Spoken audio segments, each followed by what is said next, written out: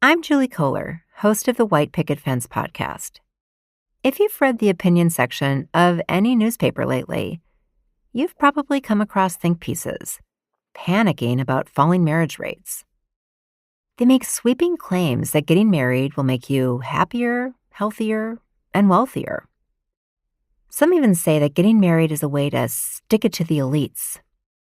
I'm not so sure about that. This season on White Picket Fence, we're examining the current marriage panic. We'll go beyond the rosy sheen of love and commitment and expose the darker side to all of this marriage talk and explore what becomes possible when we broaden our imagination around what relationships can look like. Listen and subscribe wherever you get your podcasts. Welcome back, Brown Girls. A'shanti here, the founder of the Brown Girls Guide to Politics, the one-stop shop podcast for women of color who want to hear and talk about the world of politics. As we continue with our collaboration with She the People, we are highlighting women from their 20 Women of Color to Watch in 2020 list. These are all barrier-breaking women who are changing the political landscape this year and beyond. Our next guest is someone who I have personally admired from afar and was super pumped to chat with. Mia Ives-Rublee is a disabled Korean-American transracial adoptee who refuses to be limited by the boundaries other people set for her. A self-described endorphin junkie, she is an athlete who has competed internationally in wheelchair track, fencing, and adaptive CrossFit. I hope you enjoy this conversation. Mia, thank you so much for joining us today. How are you? I'm doing good. Just sheltering in place right now. Yes, we all are. It's so just amazing how different things were 2 weeks ago. And Yeah. how things can really just change with a bat of an eye. But before we started the interview, you and I were chit-chatting. I was saying how I'm just a huge fan of yours, and I've seen everything that you've done, not only for like women of color, but the disability community. You have like parents who were very active, but what was the moment when you decided that activism was for you? You know, I wouldn't say there's a specific moment. I got to see sort of how my parents really advocated for me when I was a child in public schools. And, unfortunately, when I was in public school, that was right around when the Americans with Disabilities Act came online and was signed. And schools were sort of scrambling to update things, even though the IDEA had been out there, the Rehab Act. All of those were out there, but, schools were still sort of scrambling to meet the needs, and they're still scrambling to meet the needs of disabled students across the country. And, I got to see sort of how my parents spent a lot of time just advocating for my needs, and then eventually when I was in high school, seeing them advocate for other folks' needs. And I think that helped show me the importance of finding your voice and being very aware of how systems work and how to use systems to gain access and to gain equality across the board. And so, I really started to use that when I was in college, because I suddenly found out that, the IDEA doesn't cover you in college, and you become this student without a lot of rights and without a lot of the accommodations that you sort of presumptively thought that you had when you're in secondary school. And so, I think that was sort of the time that I was starting to find my voice, and went to the University of Illinois and began working on immigration issues around LGBTQ issues, around campus rape, and sexual assault issues, and specifically around a mascot that I believed was racist. Chief Illini Wick spent some time advocating as a student activist there, and we were eventually able to get rid of it. So, I think there were different points in time that I really began finding my voice. And, I worked as a vocational rehabilitation counselor here in Chapel Hill, Carborough, and got to really know a lot of the details on how systems can function and then not function for people on the ground, and got really frustrated there and decided to leave that job because I was getting burnt out and was seeing a lot of my clients coming back, without jobs, without a Mm. lot of hope, and just really struggling day to day to try and find a job and maintain a job. And so, each parts of my life have really given me a lot of understanding of systems, and helped me learn to empathize with a lot of different issues. And eventually, it all seemed to come to a head when this current administration came into power, and gotten sort of dove in, headlong into the Women's March. And by that point, I was like, I've been to protests before. I've been to these events where they don't think of disabled people. They don't think of women of color. They don't think of a lot of things. And that tends to leave us out and leave us vulnerable. Hmm. And that's why I really decided to just like go in, headlong into activism after that. Oh, I love your story. That's so powerful. And you're in North Carolina. You're coming off of Senator Warren's campaign where you and other Yep. women helped drive her disability policy. We had Senator Warren on the podcast, and she was, as always, very open and honest about why she feels that the issues of Black, Brown, Indigenous women should just not be the issues of Black, Brown, Indigenous women. Everyone should care about them. And you have also made sure the disability community was visible and able to participate in such events as the Women's March, which you just mentioned. And you really create spaces for disabled women of color. So, what can we as a community and as individuals do better when it comes to supporting the disability community? Yeah, and I would even say specifically the disability community, people of color with disabilities in particular, because I think for the longest time the disability community has been construed as mostly white individuals with disabilities. And so, for me, what I and the thing that I completely, one of the reasons why I decided to get on the Warren campaign is because of how I saw her work with marginalized communities, not just saying that she's going to take care of them, but partner with them. And that was the biggest key thing for me. I think, her story of like saying that, she really didn't come out here wanting to be politically active. She didn't want to be a politician, is what her story is. And she talks about sort of how her life lessons have taught her why it's so important to be politically active and to be active in your community. And I think one of the things that I think communities, especially communities that have power right now, is to really listen to marginalized communities. I think a lot of times communities who have more power, you know, tend to coddle or try and protect or try and, solve the problems that marginalized communities face, not realizing how much power a lot of the marginalized communities have if they were just given the resources to be able to rise up and to be able to find equality in the communities that they live in. And so the biggest thing that I always recommend is, just sitting and listening and being empathetic and being able to take in the stories and the strategies of these different communities, specifically the disability community. When I think about, what's going on with the coronavirus and thinking about all these people who are now having to work from home, are now having to find strategies to deal with things that the disabled community has had to deal with all their lives.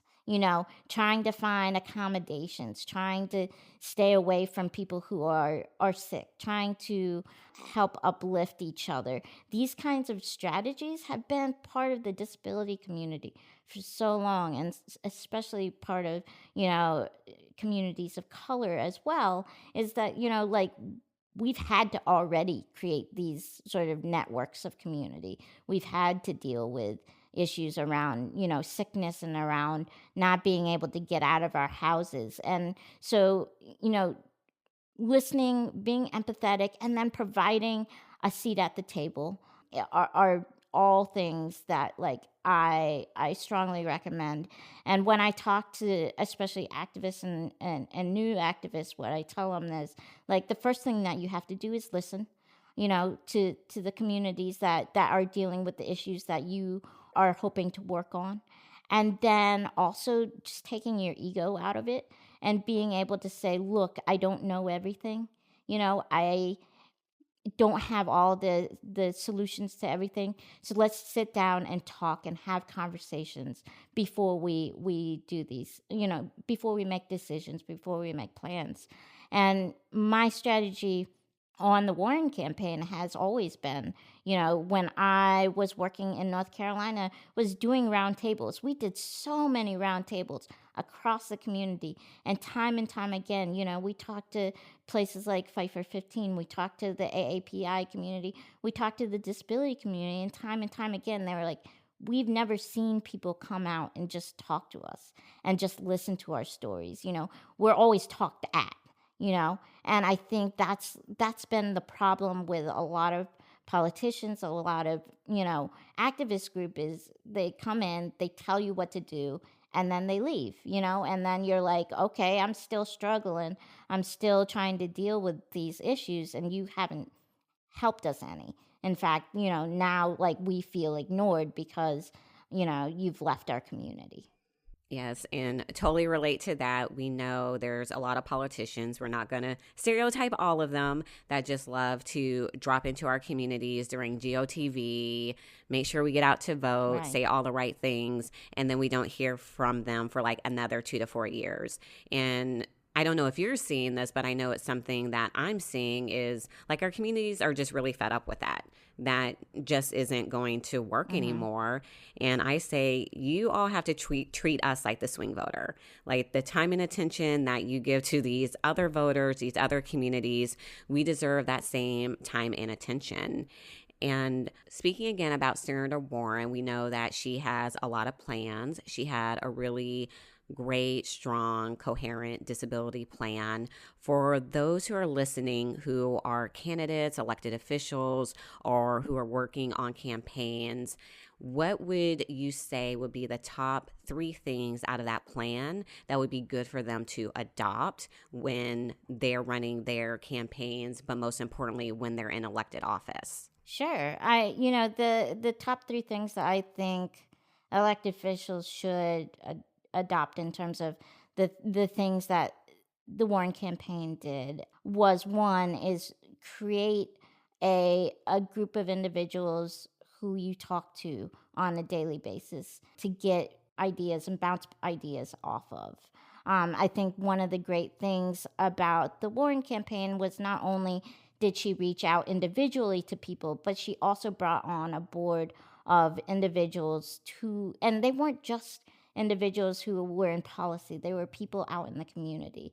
And she brought them together to respond to the sort of policy plans, to talk about the issues, and to sort of create this plan. One thing that they did was literally gave us a Google sheet, a blank Google sheet, and said, put everything that you want in a plan, and we'll review all of these different points and start seeing how they connect with all the other plans that we're working on.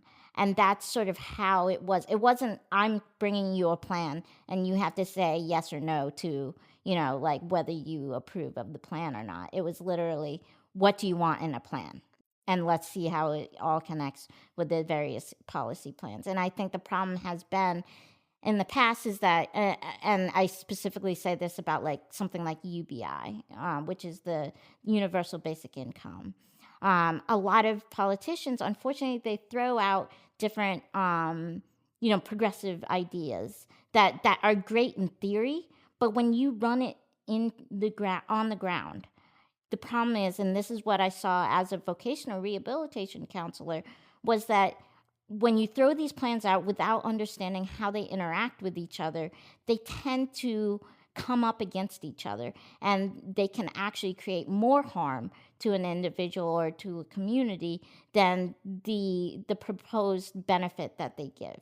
So it's something like UBI, where you assume, give people money, right? Let them decide how they want to spend it, which is a good idea in theory. But then when you look at how does it stack with SSI, how does it stack with SSDI, how does it stack with Medicaid, Medicare, how does it stack with food stamps, how does it stack with issues around affordable housing, right? If you don't think of these things, then they can all interact inappropriate with one another. You could lose your SSI or SSDI benefits. You could lose your Medicaid or Medicare benefits. You could lose your food stamps just because you are slightly above the line in terms of how much you're allowed to have in your bank or how much you're allowed to earn each year, right? Or each month. And so I think that's one of the things that I have really appreciated about the campaign is not only do they ask us sort of like what are the policies, but they look at how they interact with each and every policy to make it as intersectional as possible in terms of like making sure that we're looking at racial equality issues, we're looking at gender equality issues. How is it going to affect somebody who needs to get reproductive care? Looking at the various issues so that they aren't interacting and making issues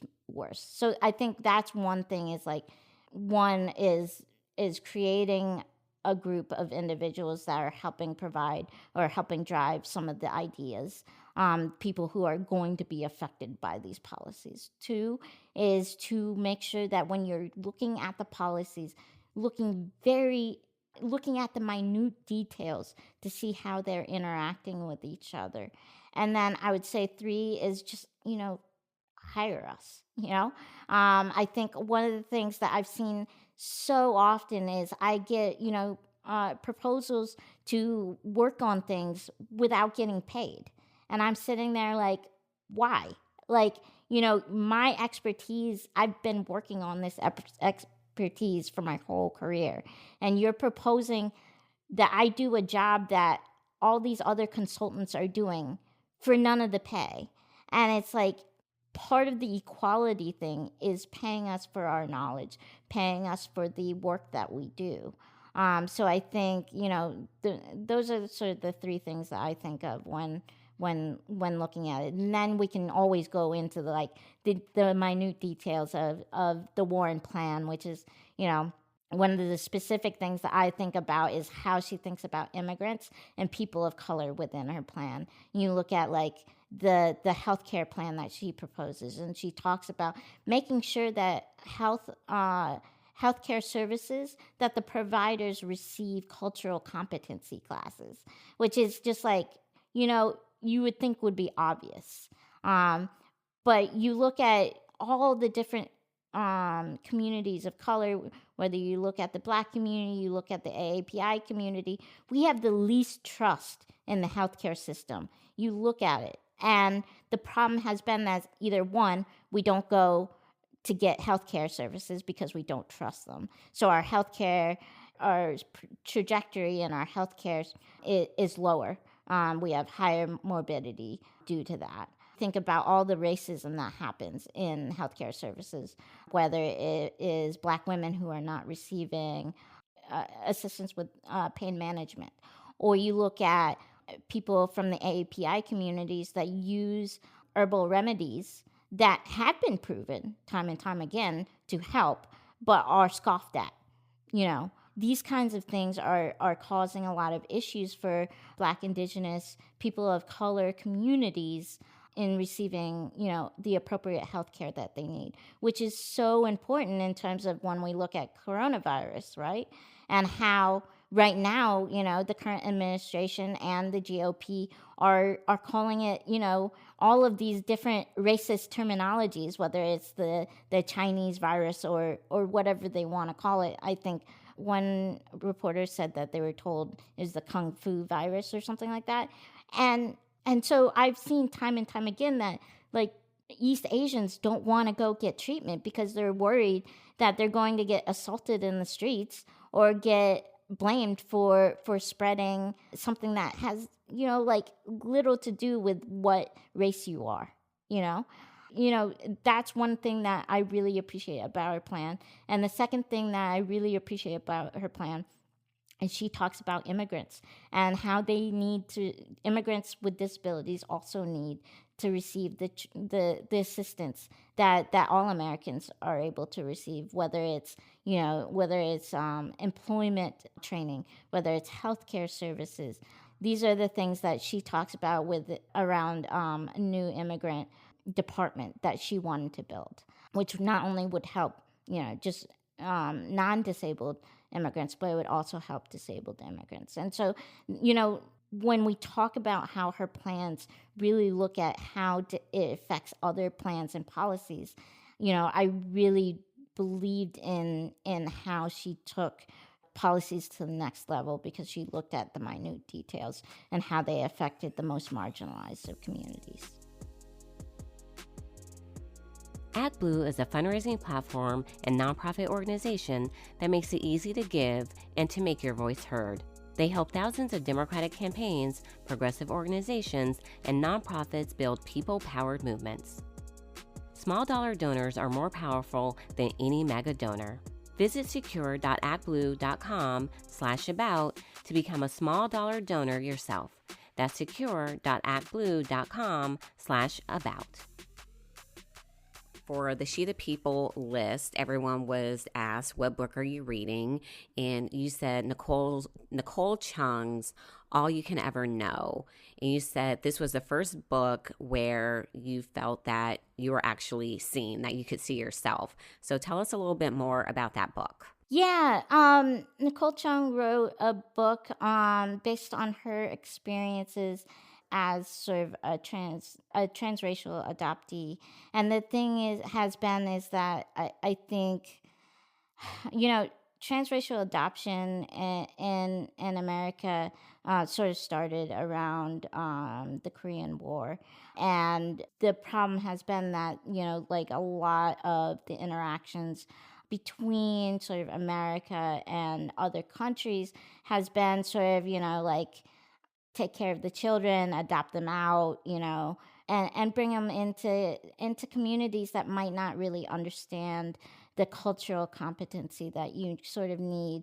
The great thing about Nicole Chung's book is her talking about those issues and talking about the strain that can happen between an adoptee and between their parents, and talking about the real issues around mental health and around trying to figure out your place in society, where society views you as one culture when you grew up in a different culture, where you almost feel like you have these two conflicting identities in a way. And I think that's what I really like about her book, is she talks about sort of the struggles with identity, with mental health, with just figuring out how to navigate in a society that's so sort of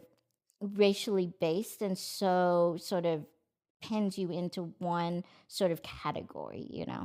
Just seems like a really great book. So for anyone listening who wants a book to read, definitely check that one out. And continuing with She the People, everyone got to have their plus one, another woman of color that they wanted to lift up. And you lifted up Carrie Gray. So tell us why you chose Carrie. Yeah, Carrie Gray. Oh, man. When did I meet Carrie? I met her a couple of years back when I was doing the Disability Caucus for the Women's March. And, I think we basically clicked right away. Like, I think, she is just somebody that's very just like very open and very like willing to tell you what her opinions are, and I love it.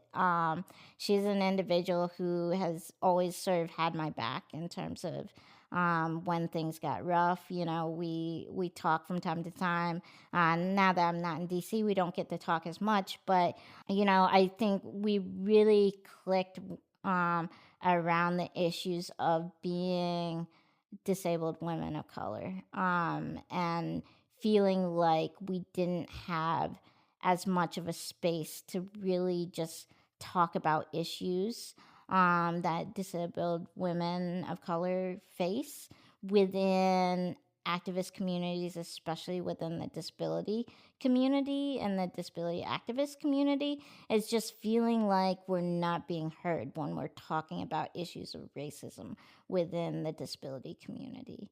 And so, we've been chatting for a while, and she and I, there was something that came to a head in our community last summer, and, around xenophobia and racism.